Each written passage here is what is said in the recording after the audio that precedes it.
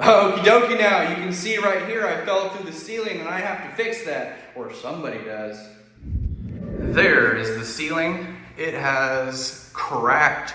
Okay, so the first thing I've done here is I found out where the crack is, and you can see it's right here where I fell through.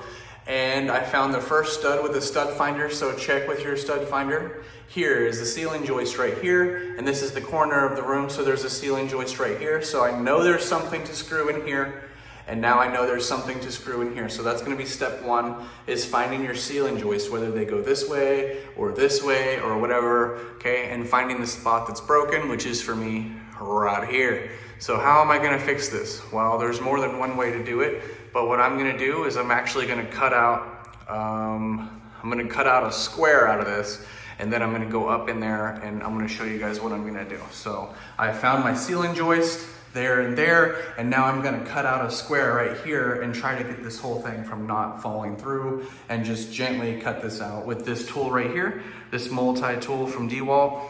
And I'm gonna need a ladder, obviously, and a little bit of music.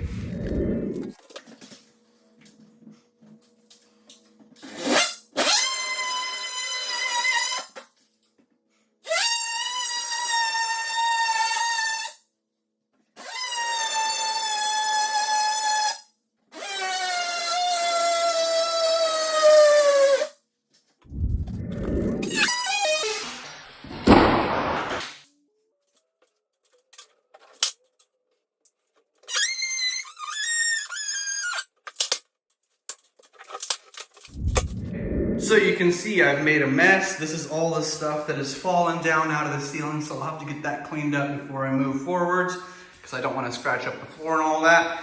But here is the hole that you can see that I've cut, and you'll see there's a crack right here that goes this way that's not as bad, and it's not broke all the way through to the end. So what I'm gonna actually have to do is, you can see there's a ceiling joist right here, which is that one I said it's in the corner. And then I have a ceiling joist running just right here. So what I'm gonna have to do is put a piece of wood, and of course I have wires and insulation, ducts, central heat and air ducts. And this is like, I guess, this is why it broke through, because whenever I was crawling over this, it pushed this through the ceiling right here and it busted it out. So anyway, I'm gonna have to fix that. So I'm gonna have to put a piece of wood from that beam over and across to that beam, so that I can put screws down this, which will hold this back up in the place that it should go. And then I'm gonna have to put another beam across from this board to the same board over here, so I can put nails across right here. But I'm also gonna have to cut out another strip right here so that I can put a piece of wood in there. So I'll actually have to fix a hole here and fix this hole again once right here. But I'm gonna go ahead and get this floor cleaned up and show you guys along. So basically, after looking in the hole that I just cut, I found the issue. Now I'm gonna show you a little progress here. I have cleaned up the mess, obviously, and then I made a whole new mess because I removed this piece right here. And why did I do that? Well, you'll see I'm sliding a piece of wood in right here, okay? And I also have this backer board. What does that mean? Well, where I've cut this line out of sheetrock, you have to be able to put screws back in it, okay? A screw here, here, and here, okay? So that holds this seam up where it should be.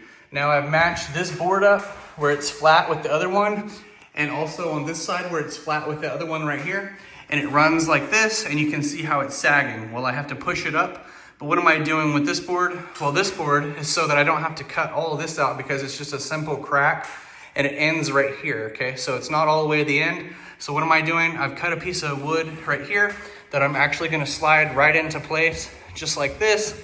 That's all I'm doing, sliding it right just like that. And you can see that piece of wood is right there, and it goes all the way down this seam, and I'm gonna put stitches into it where I put a screw here, here, here, here, here, here, here, here, like that. Stitches all the way down that board to hold it all together where it's all one piece basically. And then I'm gonna put screws down this to hold this up. So once this is pulled all the way up and those stitches are in place, we'll be good from here over, and I won't have to match this popcorn all the way down or cut the whole thing out. Okay, number two, I've got this little piece cut out so that now I can go ahead and put my backer board in on this side, and I'll put my backer board. You can see there's my new pipes. Go check out my series. episode series playlist where you'll see where I ran through this hole, the death crawl, all the way down there when I was running these pipes in here. This is the conversion house project, okay? Go check out those where I did all the plumbing, etc. And anyway, you'll see, now I'm gonna go ahead and put a backer board right here. I've already got one right here in the stitches, and I'll put another backer board in right through the middle, wherever I can get one, probably right here. So I'll put another backer board right down the middle right here, and then I'll patch in my sheetrock holes and match the texture after mudding and taping and all that. But let me go ahead and get these other backer boards in so you can see what that looks like before I get that far, and I'll see you guys back here shortly. Here is what I have now. This is the whole deal here. I've cleaned again several times. And I have my backer board in right here. Let me get underneath it so you can see. I have my backer board in right there, and you can see I removed the sheetrock back halfway across the wood so that you can screw the new sheetrock into it on both sides. We can screw the sheetrock into the wood on this side, and we can screw it in on this side, because you can see all the way around I have space where the boards are going half and half, half on this side, half on that side, if that makes any sense. And you can see going down this way, half, and I'll have to put another backer board in right along right here. I'll be using a 1x4 for that piece right there. This way I can save as much sheetrock and popcorning as I can, because those cans are quite expensive and I don't want to buy a whole bag, which could do like a whole room. I'm not trying to do a whole room, I'm just doing a repair. So I'm gonna buy like 1 can or 2 cans of popcorn, and I'll just go over this. So I'm gonna preserve that piece. And I'll put a 1x4 backer in right here, just like I did right here down with the stitches for the that hole. You can see the stitches, boom, boom, boom, boom, boom, boom, down that crack, okay? And then this backer board for right here, this backer board to catch this piece in the middle, and then I have this backer board to catch this side over here.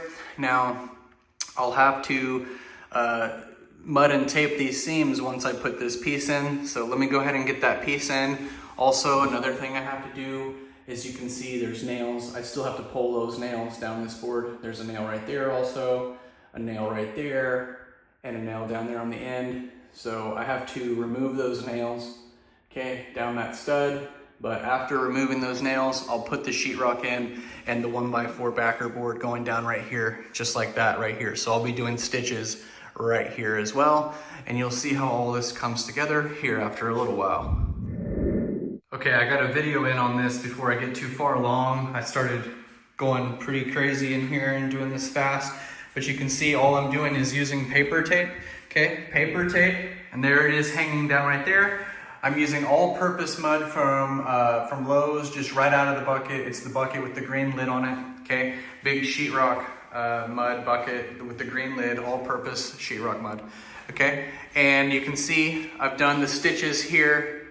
The stitch method that I used right here, okay, there's that fence picket in there. I've got stitches down here on that side of the crack, stitches down this side of the crack, and then I've put nails all the way down through that ceiling joist that was running down this way, okay. I had to put a little piece of sheetrock here, a little piece right here, and a little piece right there, okay. So all I did is put 1, 2, 3, and that's because I didn't want to go to Lowe's and buy a whole nother square. Just trying to save money, so I patched this little piece in right here. But anyway, there's those 3 pieces. Another thing that's going to be important is right back here. If you go back, I did like the fence picket part where I did the stitches. I did the stitches right here, and I did the stitches right here, okay? So that all places have wood behind it. Whenever you're patching in little pieces, you still have to do the stitches, okay, to make sure that your sheetrock isn't going to sag over time. Okay, the first thing I did was, you'll see right here, I filled in all the cracks with sheetrock mud before I put the tape on, okay? And now what I'm doing is I'm putting the mud on here, and then I'm gonna be putting the tape on after applying the mud. So I'll be taking this mud knife, pasting some mud right here. Another thing you'll notice is, because this is a popcorn ceiling, I've scraped all the popcorn off, okay? I've scraped it all off so that this tape sets flat. Okay, the tape will set flat. You don't need to take off more than you need to. Just take it off wide enough for the tape to go down, okay? You can see how that's smooth all the way down. I've taken the popcorn off and scraped it. I've just used this mud knife to scrape the popcorn off, and now I'm gonna, first I put the wood backing, then I cut the sheetrock pieces and put them in place. Then I ran the mud to fill the cracks. And then after that, I scraped all the popcorn off. Now I'm gonna apply mud thicker. You can see you gotta put mud over all that. So I'll be putting mud over this and then running the tape over that and then smoothing it out like I have these other pieces. So this is the last piece right here. I wanted to show you guys that before I get too far. But anyway, so that's what that's gonna be looking like. And then after that, I'll let that dry. After it dries, I'll come and go over it all again. Now you don't wanna go over the popcorn because it'll start looking funny. And what we're trying to do is match that popcorn in this area, okay? So I'll show you how I do that here after a little while. But I'm gonna go ahead and set you down right now. Actually, let me go ahead and set you down.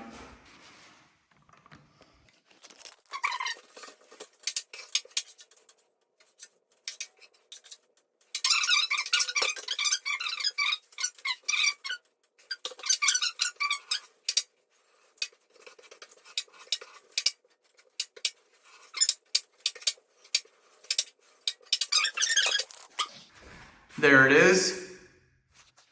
And you can see this is just the first coat, and we'll be going over that again, a second coat and possibly a third, but probably not a third since it's popcorn and popcorn covers a lot. So you don't have to be super technical. I will need to go ahead and fill those holes in right there. So I'll have to scrape, well, I did scrape the popcorn out already. So I'm gonna go ahead and cover those holes before I forget. And other than that, looks like that'll be okay. But I do need to fill in these holes because there's so many of them right there next together. So let me go ahead and fill those in. These screw holes over here, whenever I spray the popcorn, I'm just gonna spray the popcorn on those screws basically and try to just patch this area with the popcorn, spraying the popcorn all around that, and then in the middle, popcorn and all that. And I'll fill in these screw holes and popcorn over to that where I scraped it off. So you'll see how this all comes together. So here it is now. You can see this is the second coat and it's still wet. Obviously you can see the low spots, the high spots, etc. I'm gonna go ahead and dry this with you can use a hair dryer, but I have a special heat gun. And I'm gonna go ahead and heat gun over this until it's dry. And then I'll do the final step, which is spraying on the texture.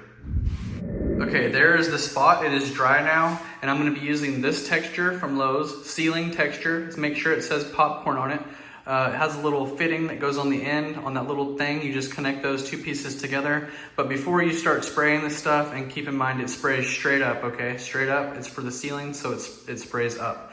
Now, the directions say just to turn it upside down and shake vigorously for 1 minute, okay? So you're going to shake for a whole minute upside down, and you're gonna put that little fitting right there on the top. There's different kinds also if you wanna get a different kind. This stuff's $14.99, so basically 15 bucks.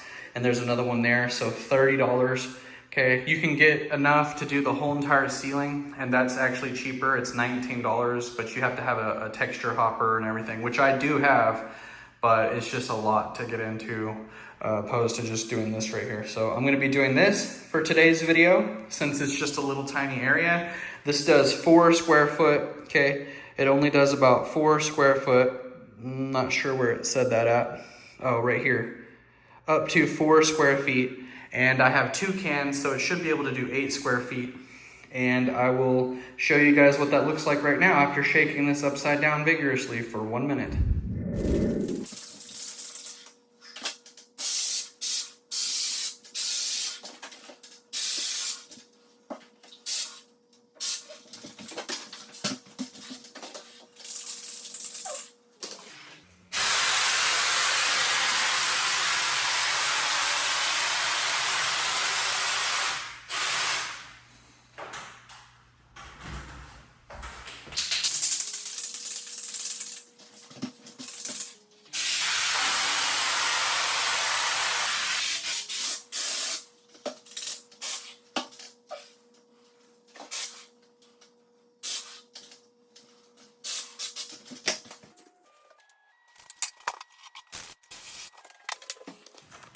Okay, so you can see this is what it looks like right after you spray the can. And you can do a little practice section. I sprayed too much right here originally. Was probably holding it just a little bit too close, so I scraped it off and redid a light little layer. Okay, so this is what it looks like. And you're gonna be blending the edges over to here and around. Okay, so that's what it looks like. And everything's wet right now, obviously. And then I sprayed around in here. I'll probably have to paint those screw heads with my finger, just putting white paint on my finger and going like that around. Okay, but I'm gonna let this dry first. And that screw right there, just kind of white dab it. Okay, you don't wanna like take a paintbrush and go like that because it won't match. This is like probably 30, 55 years old.